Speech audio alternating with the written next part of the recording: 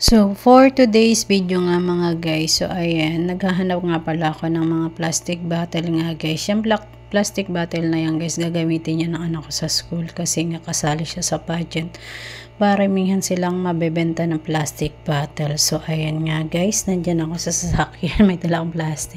So, ayan nga guys, nakabili ako ng plastic bottle sa magbobote na ibebenta niya, ako na lang bumili. So, ayan nga guys, ito na nga guys, syempre kailangan nating i-ready ang mga susuotin ng ating kontesero na sa UN. So, ayan nga guys, so yan costume na yun guys ay pilot costume. So, syempre kailangan natin bilihan ang ating kalahok.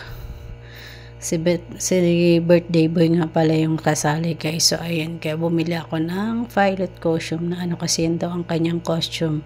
Kumbaga, parang kung ano yung gusto niya sa pagdating ng college show. So, hindi naman totally yun talaga yun. Yun lang yung napili niyang costume kasi maganda. So, ayan, slacks nga pala. Bumili rin ako kasi kailangan din yan. So, ayan, syempre, inisa-isa kong buksan ang mga parcel. Yan lahat ang aking in-order sa Shopee, guys. Ayan. For 2,000 plus yan, guys. So, ayan nga palang dumating na yan, guys. Lahat yan, gagamitin niya.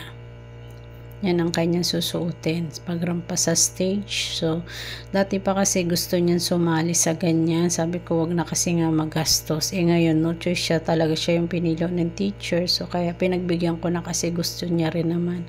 Nag-aaral naman siyang mabuti. Deserve niya naman niyang ma-experience yung ganyang mga contest. So, ayun, binilang ko din nga siya ng barong. So, ayan guys, maganda naman yung barong guys. Hindi nga lang kamahalan yan guys kasi mas may mahal pa dyan.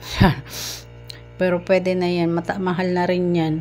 Nasa 600 na yan guys. Mag 700. So ayan na naman ang ating Ayan yung pantalon. Partner daw niya. Sususutin niya sa formal wear sa question and answer. Ayan. So rarampa-rampa sila guys.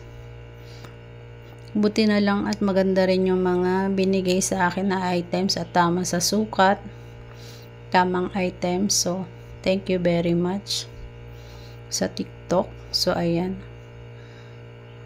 Ayan ang kanyang pang partner sa formal wear. So, ayan. So, ayan nga palang necktie. Libre lang yan guys kasi sa dami kong in-order may may pre-queue ko fan ako sa TikTok. So, ayun. Yan yung mga pwede mong orderin.